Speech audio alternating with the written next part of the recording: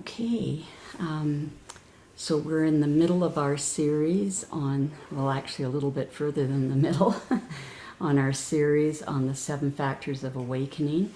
So apologies to all the new people who are here tonight because we're in the middle of a topic. It may feel a little bit confusing, but we put all our talks on our YouTube channel, which can be accessed through YouTube, or on our website we have videos of the weekly talks so that if you're interested you can catch up so you won't be so confused. Okay. So today I'm going to be talking about the 5th and the 6th factors of awakening, which are tranquility and this word samadhi, which means stillness, and also refers to the jhana states. And I'll explain more about that later. So tranquility can be both of our body and our mind.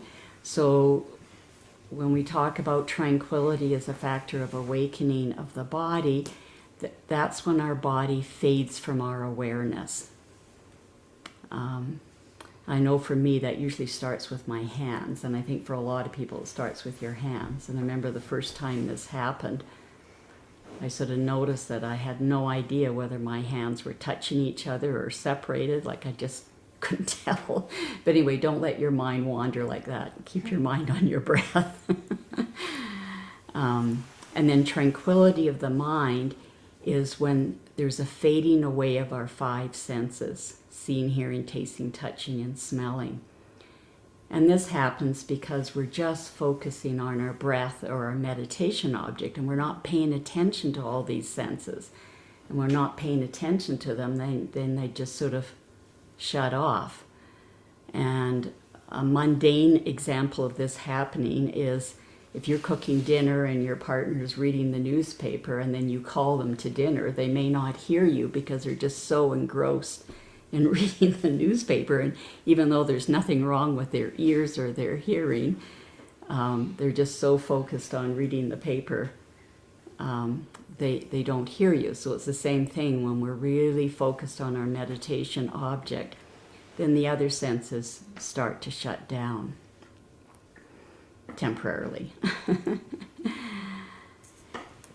Now, last week I was talking about energy and joy, the factors of awakening, energy and joy, and I read a whole bunch of quotes from the teachings of the Buddha in the collection called the Sanghamitta Nikaya, chapter 46, because chapter 46 is the chapter totally devoted to these factors of awakening. And everything I said last week about energy, all the words of the Buddha about energy, he also repeated all those same statements about all the other factors of awakening. So what I said last week about energy also applies to tranquility and samadhi or stillness. And so I'm just going to read you one-word summaries. I'm not going to read all the quotes again. So these are the qualities or factors that that help us come to these factors of tranquility and stillness. So that's being diligent. That means being diligent about sitting on your cushion and doing your meditation practice daily. Initiative, sort of the same thing, initiating, doing your practice. Persistence. So even though things might be tough, you're sitting down to meditate and your mind's jumping all over the place, you persist in gently working with your mind. Exertion, so that would be the 4 right efforts that we talked about in detail last week. Seclusion. Now, it is possible to meditate in noisy environments, but it's a heck of a lot easier to meditate in a quiet environment. So if you can seclude yourself from, a noisy place, have a quiet place, that just makes it way easier. And then you're secluding yourself from the 5 senses. You're just focusing on your meditation object, attempting to seclude yourself from all the hindrances. And then morality. Morality is an extremely important baseline for all of the factors of awakening to develop. So the Buddha phrases it as giving up bad conduct by body, speech, and mind, and developing good conduct. Sense restraint. So this is mostly during our off-the-cushion time, just during the day when you're walking through a shopping mall and you're seeing all kinds of things, not wanting to, sort of having some sense restraint and not thinking, oh, I want this, I want that, I want this, I want that. Just staying calm and staying equanimous, not being affected by that. And then the opposite thing, when disturbing sounds or sights or whatever happen, that you're just not filled with a ton of aversion or ill will, that you can just stay in this more equanimous state. And then finally, Kalyanamitta is the word for good friends. So just looking around the Zoom room or the live room here, we're all Kalyanamitas. We're all good friends to one another. And that really helps support all aspects of the practice. And then, of course, tranquility and samadhi or stillness, they're supported by the previous factors of awakening. So each factor of awakening supports the arising of the next factor. So we started with mindfulness, also known as sati in Pali. And so we're being mindful of our breath or whatever our meditation object is. And the more our heart can really be into it, we can be really interested in our breath, we can enjoy it, feel grateful for it, then enthusiasm's going to arise. And then the second factor of awakening is the investigation of Dhamma. So just investigating is what's arising, skillful or unskillful. And then if it's unskillful, it's the hindrances. and then we have different ways of dealing with that. And as I mentioned, the mindfulness and the investigation of Dhamma, we have to put effort into those two factors of awakening. So that's, as Ajahn Sona said, it's like pedaling uphill. You have to make that effort. And then after that, all the other factors sort of naturally unfold. So it's like you're coasting downhill, only until we're fully awakened, it isn't a total coast. We'll coast for a while and then we'll hit a little speed bump and then we got to put the effort in again with our mindfulness and investigation of Dhamma, and then we get to coast again for a while. So it's sort of speed bumps until we're fully awakened.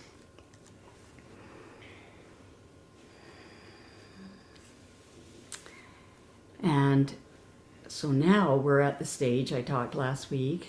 So the first two things that unfold are a beautiful feeling of energy that enters the body, and then joy arises. And that joy has sort of like a bit of energy to it. And then what I'm going to be talking about tonight is tranquility. And so this is when the sort of energetic kind of joy just morphs into a quieter kind of tranquility, a more peaceful, beautiful state of tranquility. And so another way to help this unfold is to focus on the peacefulness and the calmness of the breath. Now, any of you who've been on retreats here, I always ask me to do a guided meditation, guided breath meditation. And I use the Anapanasati Sutta to do that. And that's the teaching of the Buddha on breath meditation. And he has this gradual training gradual training of our mind to become more and more mindful of the breath. So he starts with just asking us to just notice, are we breathing in or breathing out? That's it. And then, once we get sort of used to that, then he says, notice a quality of the breath. And he picks a quality of length.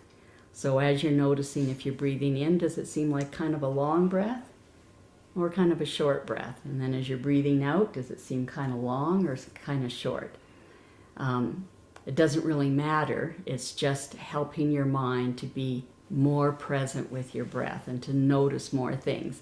And then the third step is being with the entire breath. So noticing when the in-breath first starts, following it all the way through, noticing when it ends, then noticing if there's a gap between the end of the out-breath and the beginning of the in-breath, and then noticing the first moment of the out-breath, following it all the way through, noticing when it ends, and then noticing if there's a gap before you start to breathe in again.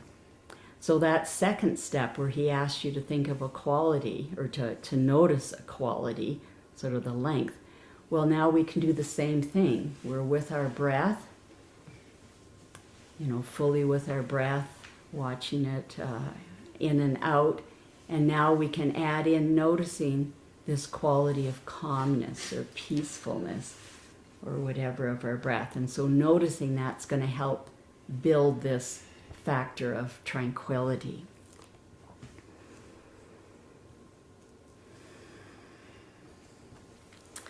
Now I'm going to read you parts of a sutta. It's the sutta on the simile of the cloth, and that's found in the Middle Length Sayings, the Majjhima Nikaya, chapter 7, where the Buddha details the progression of these factors of awakening. He adds a couple of more details that got left out of the factors of awakening, but the progression in the sutta goes from gladness to joy, to tranquility, to pleasure, to stillness. So it's not the entire sutta, but just parts of it I'm going to read to you. So I have heard, at one time the Buddha was staying near Savatthi and Jeta's grove, Anathapindika's monastery. There the Buddha addressed the meditators. Meditators, Venerable Sir, they replied, the Buddha said this, suppose, meditators, there was a cloth that was dirty and soiled. No matter what dye the dyer applied, whether blue or yellow or red or magenta, it would look poorly dyed and impure in color. Why is that? Because of the impurity of the cloth. In the same way, when the mind is corrupt, a bad destiny is to be expected. Suppose there was a cloth that was pure and clean. No matter what dye the dyer applied, whether blue or yellow or red or magenta, it would look well dyed and pure in color. Why is that? Because of the purity of the cloth. In the same way, when the mind isn't corrupt, a good destiny is to be expected. So this is talking about this baseline of morality that's very important for us to have for our meditation practice. And what are the corruptions of the mind? Covetousness and immoral greed, ill will, anger, acrimony, disdain, contempt, jealousy, stinginess, deceit, deviousness, obstinacy, aggression, conceit, arrogance, vanity, and negligence are corruptions of the mind. A meditator who understands that covetousness and immoral greed are corruptions of the mind gives them up, and so with the other corruptions of the mind. When they have understood these corruptions of the mind for what they are and have given them up, they have experiential confidence in the Buddha. So this means no longer are you just going on the faith that somebody says, oh yeah, these teachings are good. you experience them for yourself. So it's a very strong faith because it's experiential. And then they also have experiential confidence in the teachings of the Buddha and experiential confidence in the Sangha. When a meditator thinking, I have experiential confidence in the Buddha, the teachings, the Sangha, they find inspiration in the meaning and the teachings and find gladness connected with the teaching. When they're glad, joy springs up. When the mind is full of joy, the body becomes tranquil. When the body is tranquil, they feel sukha, which is the Pali word for a quiet kind of happiness. So when I did a retreat with Thich Nhat Hanh, he gave a really nice analogy to point out the difference between joy, which is piti, the Pali word is piti and sukha, joy and happiness. And he said, if you're in the desert and you're thirsty and you're hot and you're exhausted and you're sort of crawling along in the desert, and then you see an oasis, like a real oasis, not a mirage. And when you see that oasis, like your heart just like, oh! So that feeling that you get when you can see, oh, there's going to be a relief, for me. There's water to drink. I can swim in it. I can cool down. And so that anticipation, that's what's meant by piti, or joy. And then you make it to the oasis and you swim in the water, you cool down, you drink all you need, and then you come out and sit in the shade of one of the trees, and it's sort of, So that's the sukha. That's what we call pleasure. So that's the difference in those two terms. So it's gradual. We go from the more like excited, like, oh boy, I'm going to be able to cool down, into when you're refreshed. So we're going from sort of more excitement down to calmer and calmer. And when they're quietly happy, the mind becomes immersed in this stillness, this samadhi.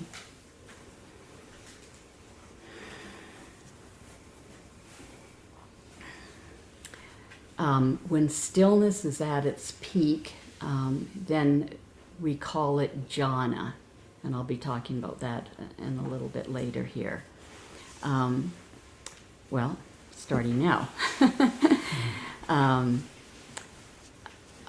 One of our teachers, Beth Upton, she said that jhana is an intense experience of wise attention. And I gave a talk on wise attention a while ago, but I'm just going to share these qualities. I read them to you.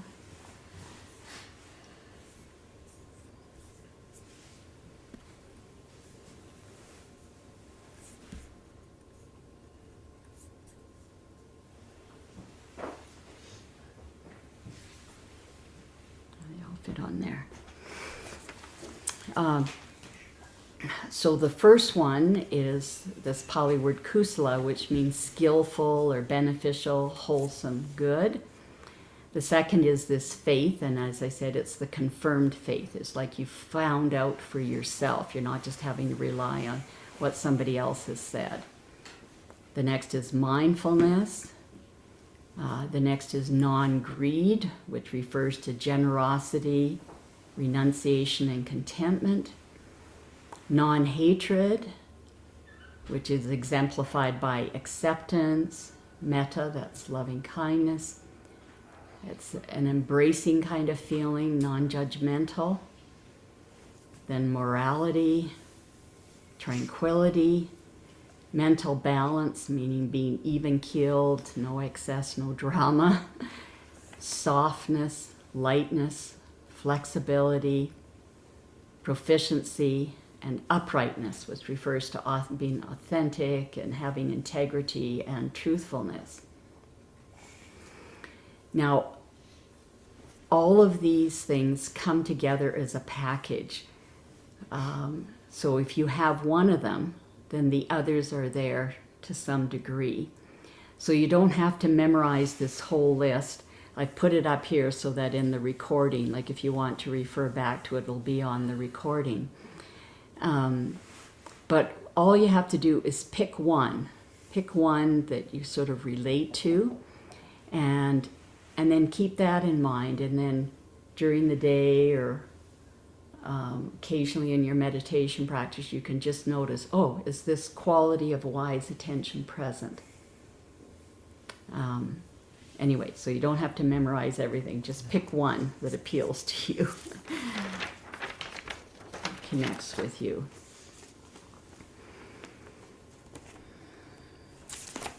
Okay.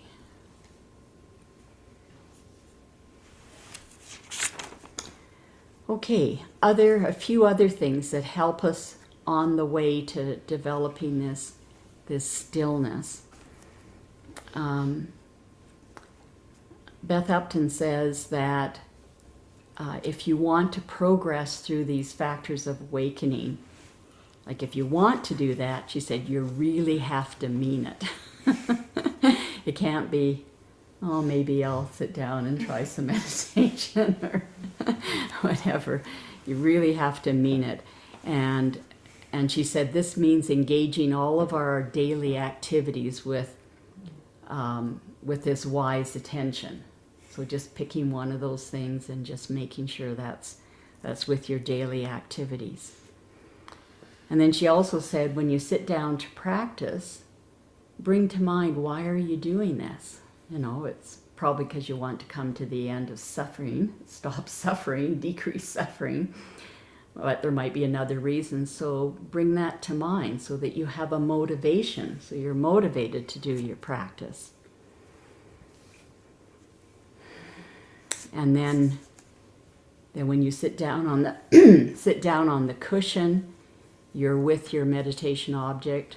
For most of us, the breath, with our wise attention factor, making sure that's there, and then enjoying the breath, and in being with the breath for its own sake.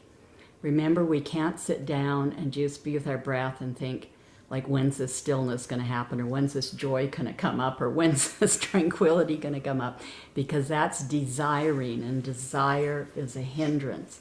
So if we bring in a hindrance, then we just totally hinder ourselves from those factors from evolving, happening. So Beth Upton has this nice analogy. She said, when you're with your breath, just pretend you're out for coffee with your best friend, and you care about your best friend, and when your best friend is telling you a story or telling you something, you care about your friend, you're listening carefully.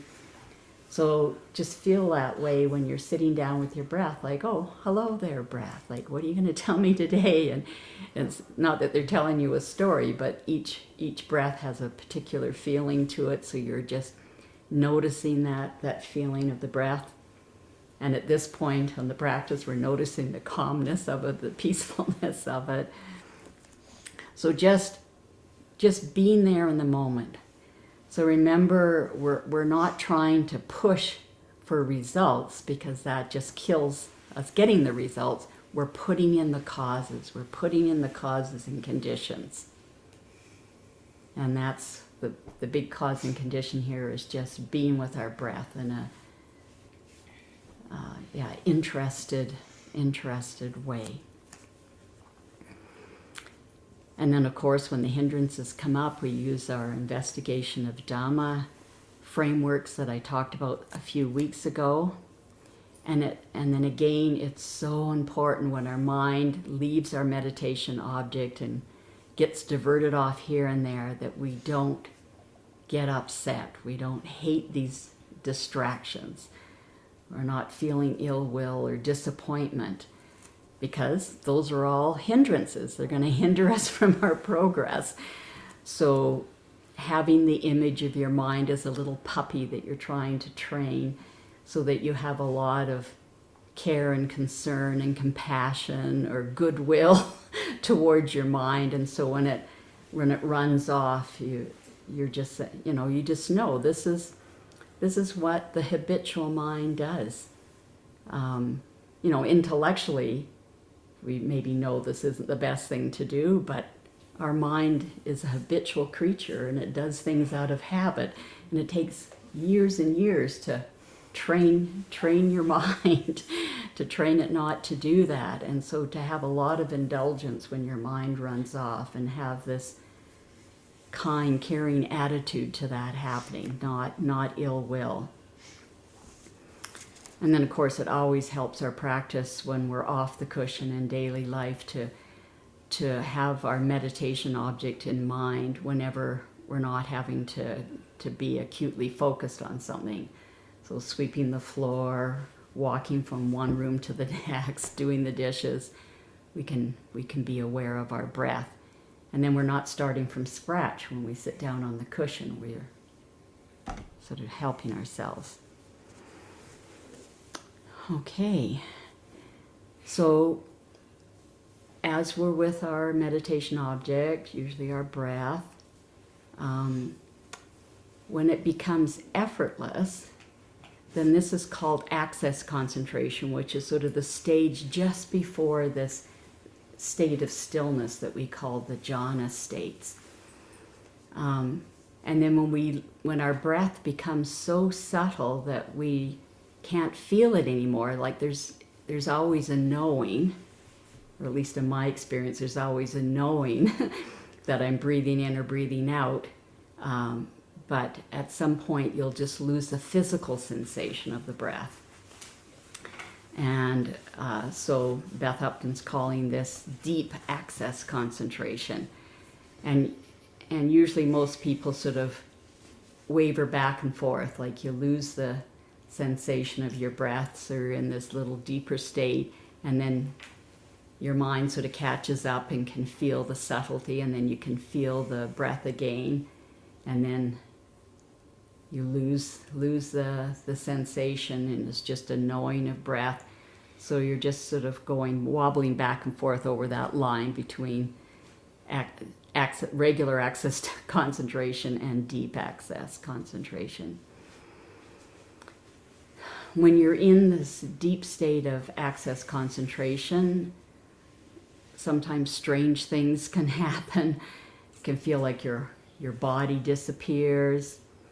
Images can appear.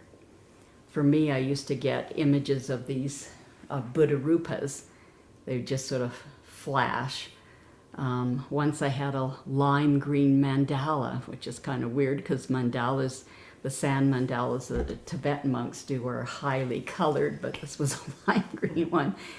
I've talked to people who get scenery. They get images of scenery flashing. Lights are very common. The commonest ones I call lava, like the old-fashioned lava lamps, where you get different colored lights and they're sort of moving up and down. Because your body's feeling relaxed and safe, it can do releases, emotional releases, or physical releases. It can be like kind of jerks or strange body positions or whatever.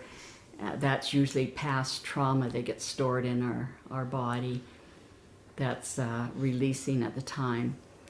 So just be aware these things can happen,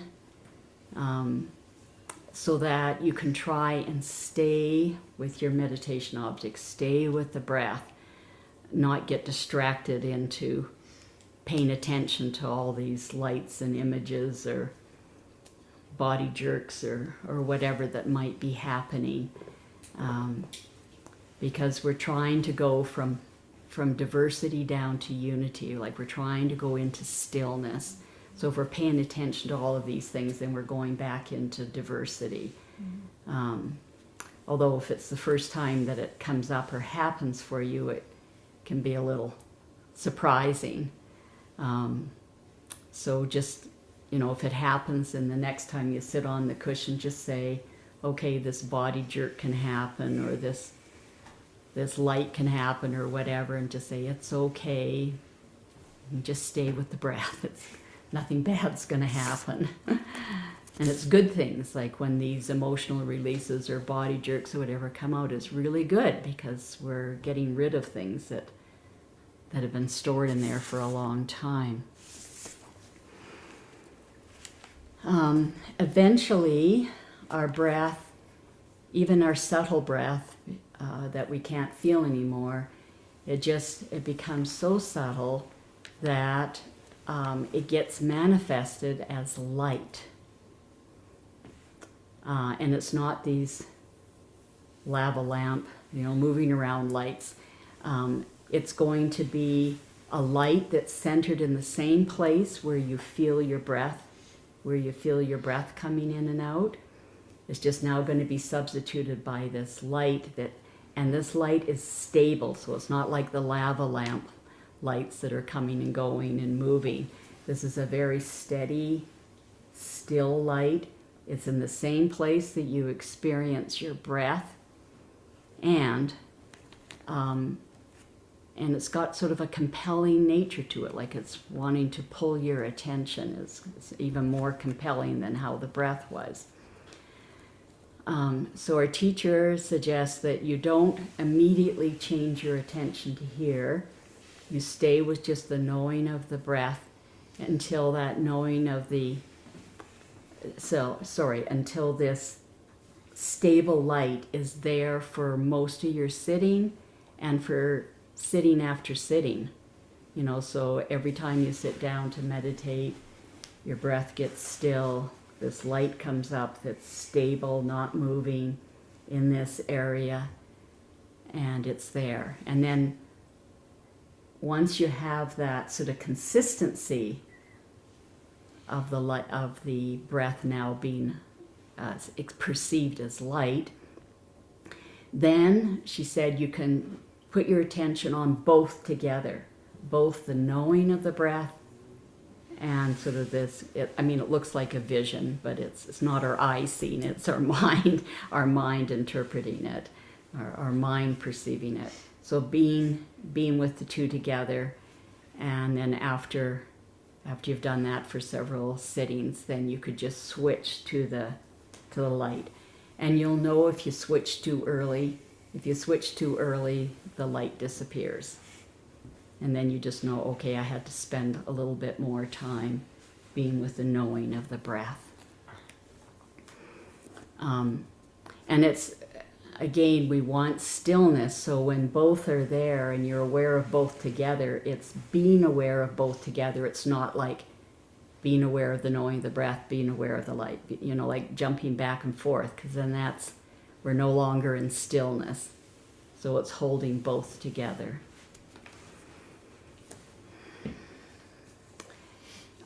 Now this, just as our breath, when it gets subtle, the physical part disappears and we're just with the knowing of the breath. Well, this light aspect of breath, it also can get more subtle and can disappear. So don't panic, don't go running around for it, just keep your attention in the area where it was, and then it'll come back. I think the analogy the Buddha gives is a cow herder brings his cows through the woods to this little lake where they drink. And then after they've had a nice drink, then they sort of wander off in various places in the forest. And the cow herder doesn't like run around looking for the cows. He knows they're going to come back to the lake to have another drink before he takes them back home. So it's the same thing when the breath as light disappears because it's got more subtle. Don't run around looking for it. Just stay still. Keep your attention here. And like the cows, it'll come back. Now, it's important to know that this light that is actually an aspect of the breath that we're stably feeling in this area, it's different than what can be perceived as an overall light that fills your whole visual field. That light is a representation of our beautiful mind. And yeah, so it has to do with the mind, not with the breath. And how I experience it, like when you sit with your eyes closed, your visual field is sort of, somewhat dark. And then to me, it's like somebody's come into the dark room and turned on a light, even though my eyes are closed, because a light's been turned on. Then this sort of darkness of my visual field becomes much lighter. Or if you're sitting in daylight and the sun's behind a cloud and then the sun comes out. So that's sort of how you experience that. And it's your entire visual field that has this lightness to it. So just be aware that's a different phenomenon than what I've just been talking about.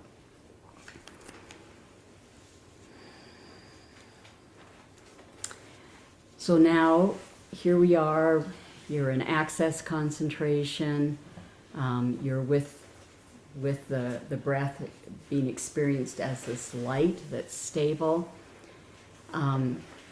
And then probably from this point, you'll slip in and out of what's called the jhana states.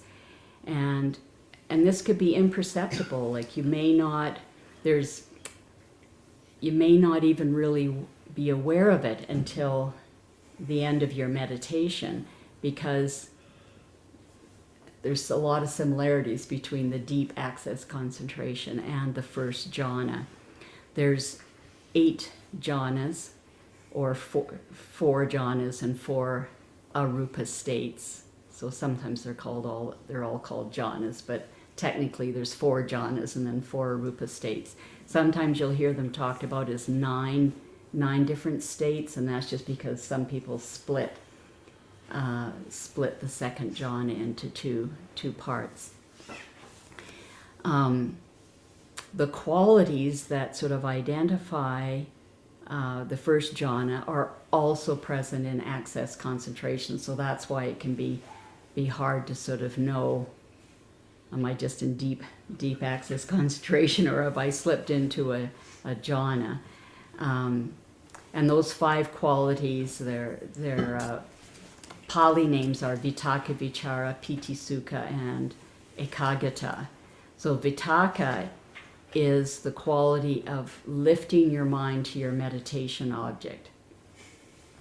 So when we get distracted, by a hindrance or whatever, our mind wanders and we bring it back to our breath. That bringing back to the breath that's what's meant by Vitakka. Vichara is when we're steady, when we're staying with our meditation object, staying with our breath. Now, when you're in a jhana state, we don't get as far, we don't move as far away from our meditation object as some kind of thinking about something or a hindrance or distraction, but there'll be just a beginning, maybe a movement away, and then our mindfulness will bring it back immediately. And so Ajahn Brahm calls this slight movement a wobble. So Vitakka, Vichara, Piti is that joy that I talked about, and then Sukha is that pleasure. So Piti is the seeing the oasis and the cool water, and then the Sukha is after you've refreshed yourself. And then the one-pointedness, we're just with our meditation object. Nothing else is in our mind. And when we're in this first jhana, all of our senses, except our mind, are shut down. We're not seeing, hearing, tasting, touching, or smelling.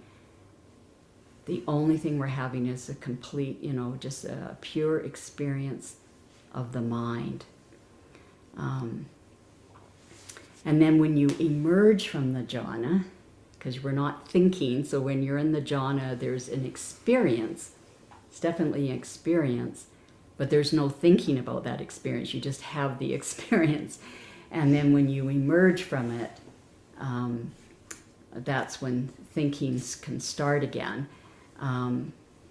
But when you emerge, then you just realize that you were in a state that was very quietly blissful, effortless, and you probably would have been happy to be there forever. It's a very beautiful feeling. Now, this stillness, also known as samadhi and jhana, this is the last step of the Noble Eightfold Path, the Buddhist path that he described to the end of suffering. And it's the last step, even though it's not where we finally end up, but it's the last step because it's the last sort of doing.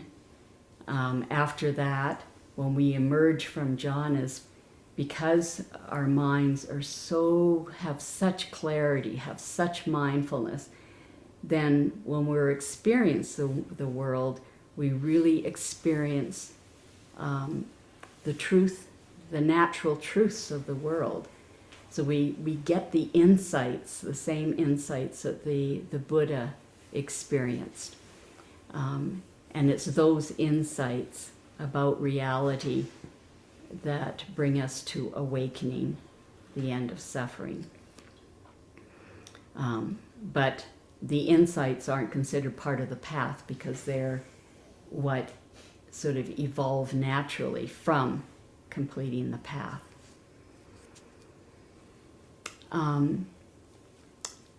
So I would encourage everyone. Our teacher Beth Upton was interviewed by Tricycle magazine, and she gave a series of 10 talks that are on video, and they're just so good, like, because it's all of her talks on jhana sort of in one place, and it's sequential, and just totally excellent. So you just go online to tricycle.org and then type in Journey to Jhana, or Beth Upton Journey to Jhana, and then it'll come up.